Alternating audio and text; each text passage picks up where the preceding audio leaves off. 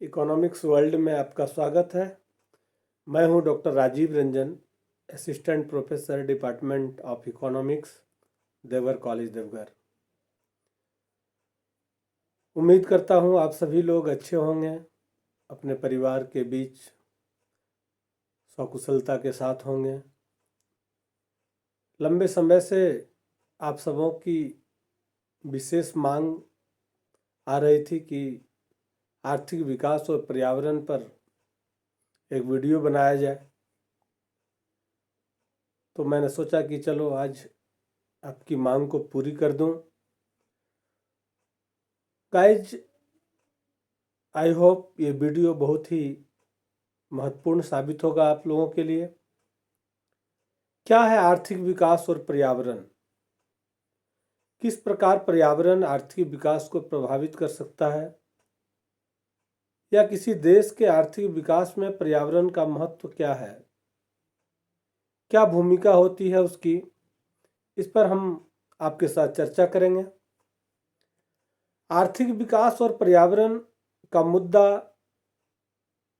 अनिवार्य रूप से उन दबावों से संबंधित है जो आर्थिक विकास, राष्ट्रीय आय और अंतर्राष्ट्रीय स्तर पर समय के साथ पर्यावरण पर पड़ता है। पारिस्थितिकी और अर्थव्यवस्था दोनों के बीच का जो संबंध है वह काफी तेजी से महत्वपूर्ण होता चला जा रहा है। कारण क्या है? कारण यह है कि मनुष्य धीरे धीरे उस प्रभाव को समझने लगा है जो आर्थिक निर्णयों का ग्रह की स्थिरता और गुणवत्ता पर पड़ता है। आर्थिक विकास सामान्यतः नए संसाधनों से कुल उत्पादन में वृद्धि या मौजूदा संसाधनों के बेहतर उपयोग के रूप में परिभाषित किया जाता है। हम इसे प्रति व्यक्ति बढ़ी हुई वास्तविक आय से भी माप सकते हैं। आर्थिक विकास चाहे वह किसी भी प्रकार का हो, या हम यूं कहें कि सभी आर्थिक विकास में प्राकृतिक दुनिया को बदलना शामिल है और पर्यावरणीय गुणवत्ता को 3 तरीकों में से एक में प्रभावित कर सकता है। विकास के साथ पर्यावरण की गुणवत्ता बढ़ सकती है। बढ़ी हुई आय, जैसे हम उदाहरण के तौर पर कह सकते हैं कि स्वच्छता और ग्रामीण बिजली जैसी सार्वजनिक जो सेवाओं के लिए संसाधन उपलब्ध कराती है, इन सेवाओं के व्यापक रूप में उपलब्ध होने के कारण व्यक्ति को दिन प्रतिदिन के अस्तित्व के बारे में कम चिंता करने की आवश्यकता होती है और वे संरक्षण के लिए अधिक आर्थिक संसाधनों को समर्पित कर सकते हैं। दूसरा कारण है कि पर्यावरण की गुणवत्ता प्रारंभ में या शुरुआत में खराब हो सकती है, लेकिन फिर विकास के गति में बढ़ावा मिलने पर या विकास के दर बढ़ने पर इसमें सुधार होता है। चाहे वायु प्रदूषण के मामलों में या जल प्रदूषण के मामले हो, या वनों की कटाई और अतिक्रमण से किसी भी व्यक्ति को पर्यावरण की गुणवत्ता बनाए रखने में निवेश करने के लिए बहुत कम प्रोत्साहन मिलता है। इन समस्याओं में तभी सुधार हो सकता है जब देश जानबूझकर लंबी दूरी की नीतियां पेश करे, जिससे यह सुनिश्चित हो सके कि अतिरिक्त संसाधन उनसे निपटने के लिए समर्पित है। और तीसरा, विकास की दर बढ़ने पर पर्यावरण की गुणवत्ता घट सकती है। उदाहरण के लिए नगरपालिका ठोस कचरे के निपटान से उत्पन्न उत्सर्जन मामलों में कमी अपेक्षाकृत महंगी होती है और उत्सर्जन और कचरे से जुड़ी लागतों को उतना अधिक नहीं माना जाता है क्योंकि वे अक्सर किसी के द्वारा वहन किए जाते हैं। दोस्तों, विश्व बैंक का एक अनुमान है, वर्तमान उत्पादकता की जो प्रवृत्तियां हैं, प्रोडक्शन की जो टेंडेंसी है, और देश के अंदर जो अनुमानित जनसंख्या वृद्धि है, इन दोनों के तहत विकासशील देशों का उत्पादन वर्ष 2030 तक आज की तुलना में लगभग 5 गुना अधिक होगा। औद्योगिक देशों का उत्पादन धीरे धीरे बढ़ेगा, लेकिन उसी अवधि में अभी भी 3 गुना होगा। यह भी 3 गुना होगा। यदि पर्यावरण प्रदूषण उसी गति से बढ़ता है तो गंभीर पर्यावरणीय कठिनाइयां उत्पन्न होंगी। हम सब जानते हैं पर्यावरण की कठिनाइयां क्या हैं। लाखों लोग बीमार हो जाएंगे, पर्यावरणीय कारणों से मर जाएंगे और ग्रहों को महत्वपूर्ण और अपूरणीय क्षति होगी। फिर भी आर्थिक विकास और सुदृढ़ पर्यावरण प्रबंधन असंगत नहीं है। वास्तव में अब कई लोग मानते हैं कि उन्हें एक दूसरे की आवश्यकता है। आर्थिक विकास को पर्यावरण की आवश्यकता है और पर्यावरण को आर्थिक विकास की आवश्यकता है, अर्थात उन्हें एक दूसरे की आवश्यकता है।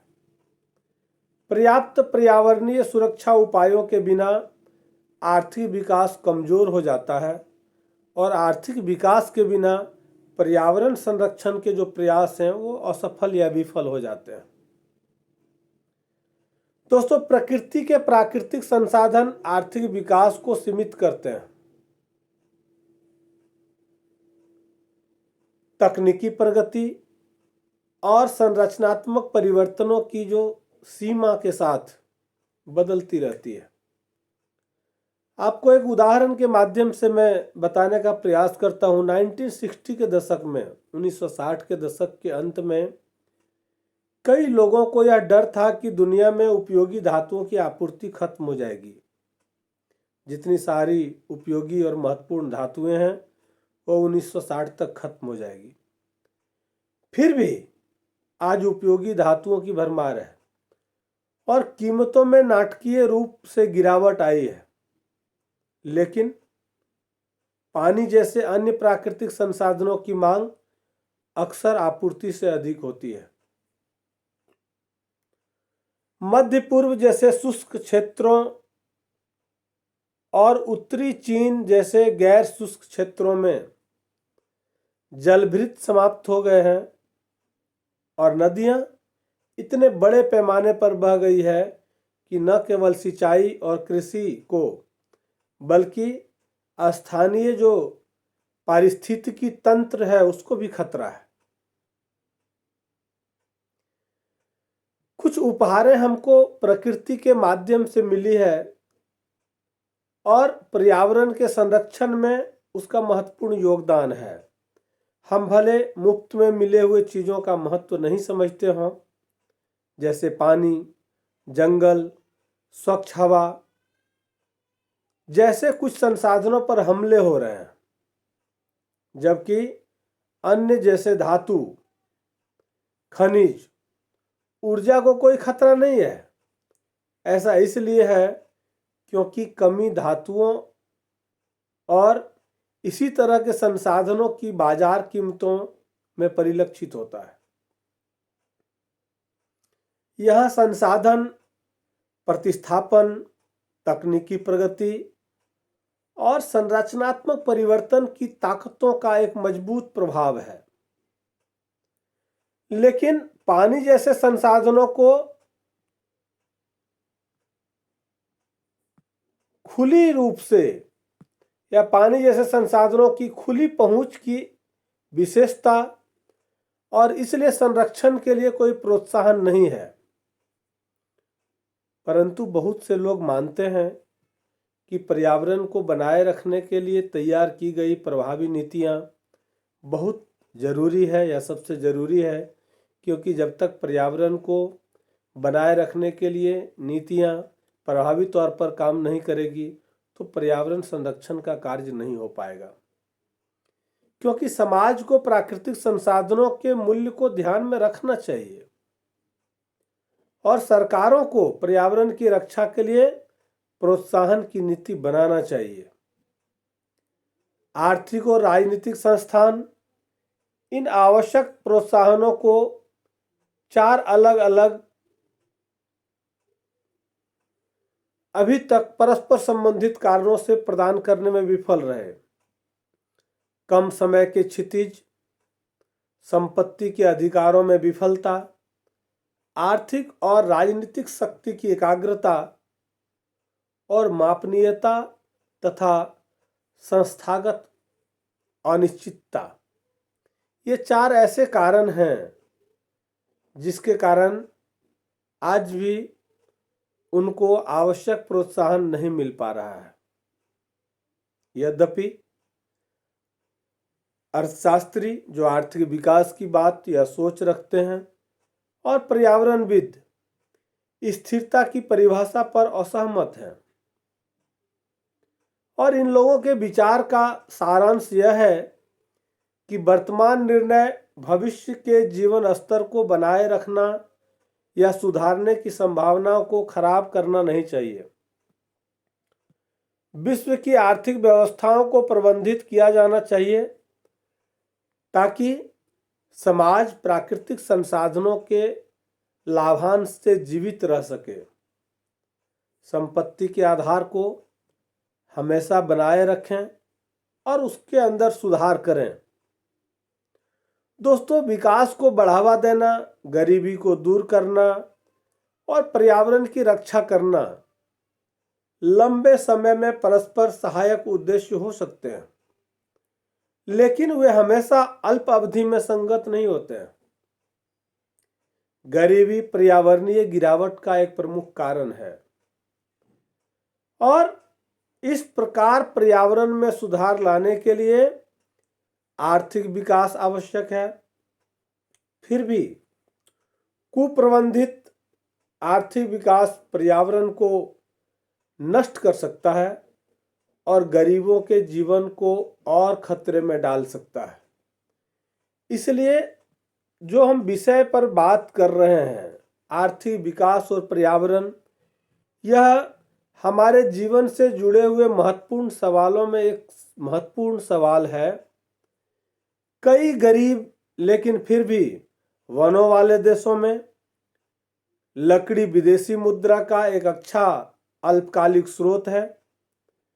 जब इंडोनेशिया के पारंपरिक वस्तु निर्यात की मांग जैसे पेट्रोलियम गिर गई और इसकी विदेशी मुद्रा आय धीमी हो गई, इंडोनेशिया ने निर्यात आय अर्जित करने के लिए अपने दृढ़ लकड़ी के जंगलों और गैर कटाऊ दरों पर काम करना शुरू कर दिया।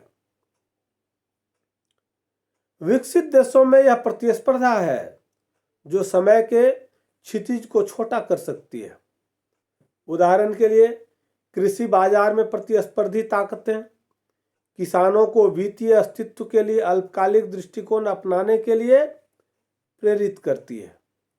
बैंकरों को संतुष्ट करने के लिए किसानों को नकदी प्रवाह बनाए रखना चाहिए और अपनी भूमि निवेश पर पर्याप्त लाभ प्राप्त करना चाहिए। इसलिए वे उच्च उपज वाली फसलों, मोनोकल्चर खेती, उर्वरक और कीटनाशकों के उपयोग में वृद्धि, सिंचाई के तरीकों में नमकीन बनाने और आर्थिक गहन जुताई प्रथाओं को अपनाते हैं जो क्षरण का कारण बनते हैं। हम अपनी आवश्यकताओं की पूर्ति के लिए प्रकृति को अपने तरीके से उपयोग में लाते हैं। जिससे प्राकृतिक संसाधनों का क्षरण होता है। हम अपनी सुख सुविधाओं के लिए प्राकृतिक संसाधनों का दोहन करते हैं, जिससे पर्यावरणीय व्यवस्था का क्षरण होता है। एक पुस्तक आई, the tragedy of the commons, संपत्ति के अधिकार की विफलता का उत्कृष्ट उदाहरण है।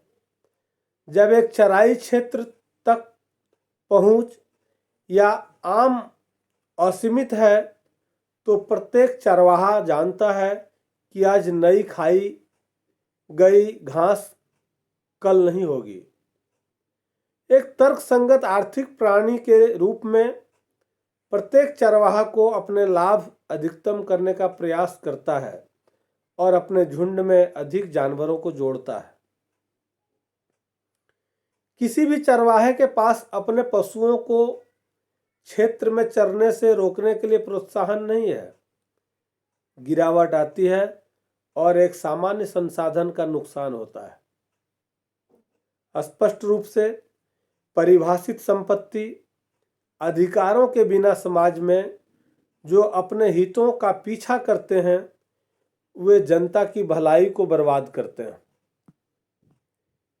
इंडोनेशिया में राजनीतिक उथल पुथल संपत्ति के अधिकारों को रातों रात शून्य कर सकती है और इसलिए किसी भी व्यक्ति को पेड़ों की कटाई के लिए रियायत के साथ जितनी जल्दी हो सके फसल काटने के लिए प्रेरित किया जाता है।